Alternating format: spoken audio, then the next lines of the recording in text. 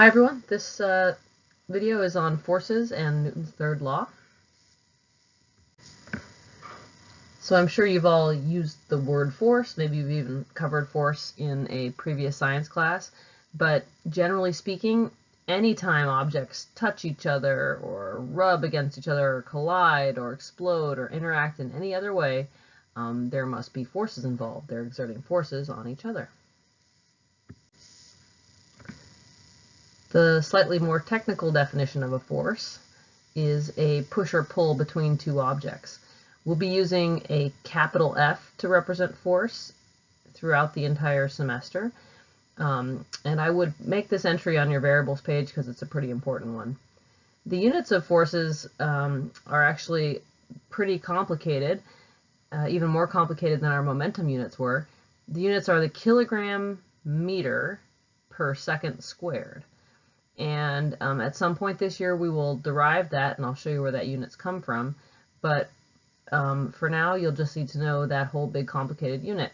If you're a little bit lazier, you can call that a Newton. That's the same thing. So if you don't want to write out that whole complicated unit, you can use a capital N for the units. So you would say, if this guy's pulling on this donkey with a force of 25 newtons, that works. So Newton's third law is often written in textbooks as all forces have an equal and opposite force, or all actions have a reaction. I don't really like those definitions. I think the most important thing about Newton's third law is the realization that every force is actually an interaction between two objects. Okay? A force can't exist without two objects both coming into play in the force. And when those two objects interact, both objects feel the force. So for example, just touch your desk, right? There's no way for you to touch the desk without the desk actually touching you back. Right? Your finger feels the desk, okay? The desk feels you, and your finger feels the desk. If you push harder on the desk, right, the desk pushes harder back on you. If you hit the desk hits you, and that's why your hand hurts, okay? Your hand wouldn't hurt if something didn't whack it, and it's the desk that's whacking you back because you whacked it. A couple little nuances about this. It's touching you for the same time interval. So if you touch the desk for exactly 2 seconds, that's also the same amount of time the desk is touching you. I can't touch something for longer than it touches me. And also the direction of that force is going to be in the opposite direction, right? So if I push the desk down, the desk is pushing me back up. If you give a chair a push, it pushes you back in the opposite direction. So to me, this is Newton's third law. Both objects are impacted equally. Every time you touch something, it pushes back in the opposite direction for the same amount of time. And the harder the force on one object, the harder the force on the other. Let's talk about a few of the forces that you may be familiar with. The first, of course, is gravity. When you drop an object, it falls. You've known this since you were a little tiny kid. But most people are so focused on the object that's falling that they don't think about the fact that gravity is actually an interaction between two forces, like, for example, the Earth and the ball that you're dropping. If you got rid of Earth, the ball doesn't fall anymore, okay?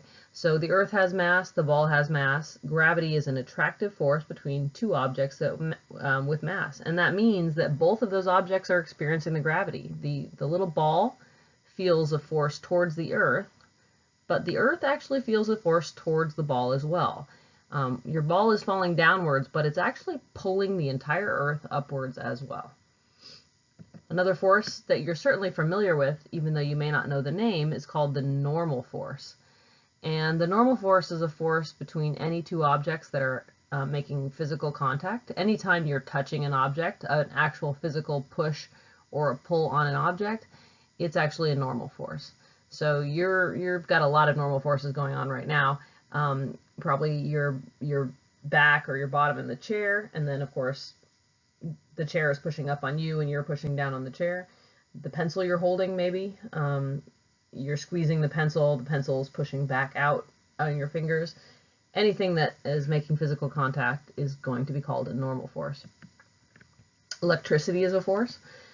If you've ever studied the atom, you know that there are subatomic particles called protons and electrons, and they have a property called charge.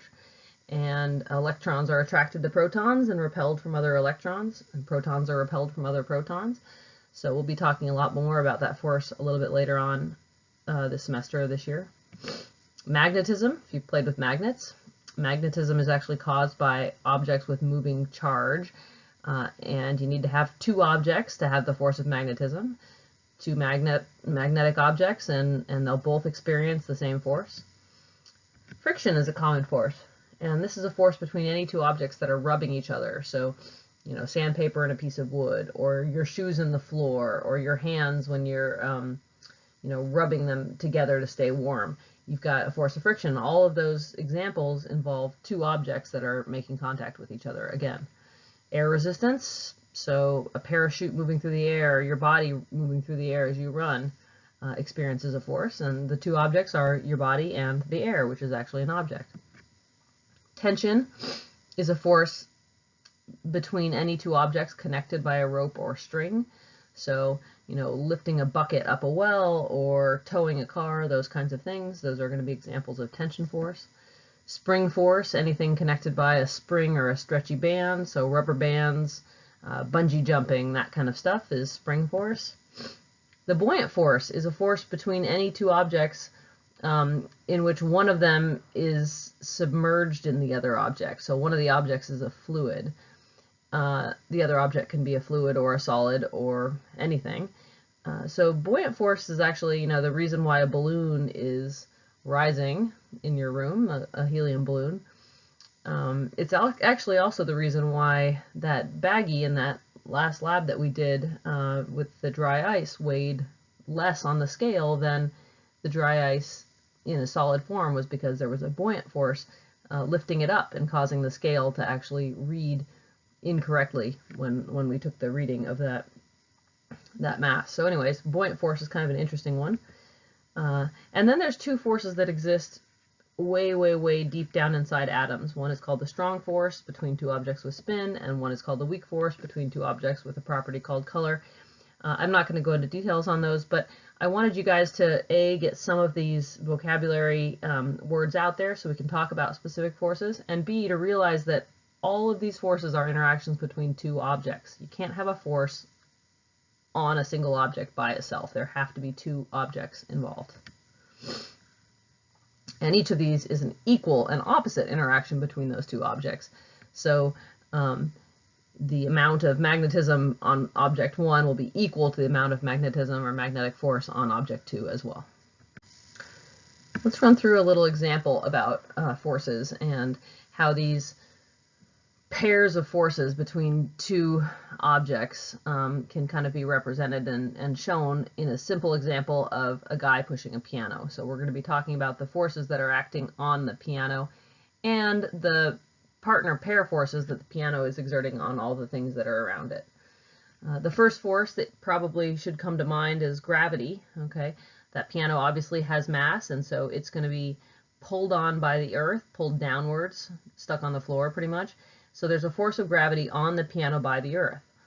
But by Newton's third law, there is an equal and opposite force on the earth by the piano. So the earth is pulling the piano down, and the piano is pulling the earth upwards at the same time. Now the piano isn't falling down. That force of gravity isn't allowing the piano to crash down to the center of Earth, so there actually has to be some other force that's holding it up. And that force is the normal force, right? The piano is making contact with the floor. So the floor is actually pushing upwards on the piano. And so that'll be a normal force on the piano by the ground.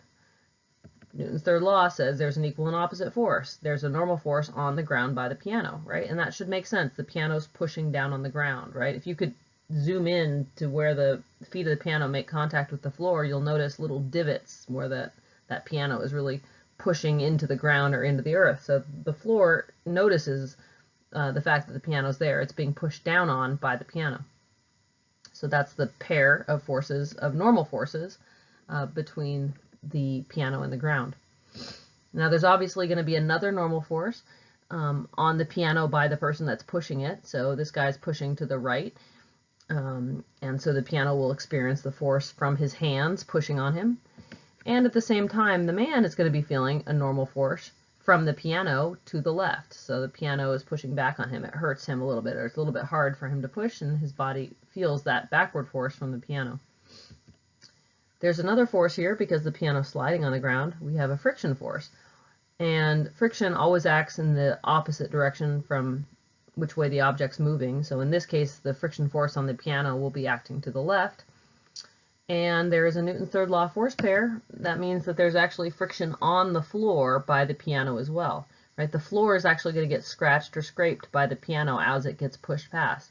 If there was a tablecloth or a carpet or something on the floor, you can kind of picture how that carpet would be bunched up and pushed to the right by the piano at the same time the piano is experiencing that frictional force to the left.